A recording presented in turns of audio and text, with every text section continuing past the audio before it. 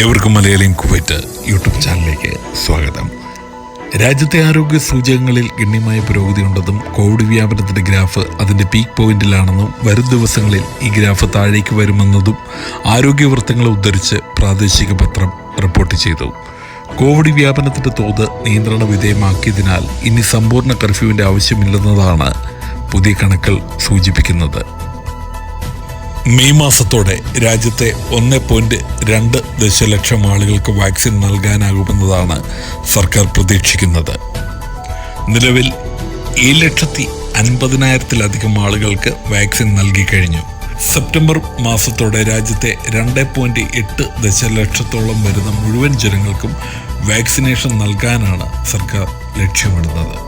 രാജ്യത്തിന് പുറത്തുള്ളവർ അംഗീകാരമുള്ള 2 വാക്സിനുകളിൽ ഏതെങ്കിലും ഒന്നിൻ്റെ 2 ഡോസ് സ്വീകരിച്ചാൽ രോഗപ്രതിരോധ ശേഷിയുള്ളതായി കണക്കാക്കപ്പെടും. എന്നാൽ കുവൈറ്റ് ഇത് സംബന്ധിച്ച് ഇനിയും തീരുമാനമായിട്ടില്ല.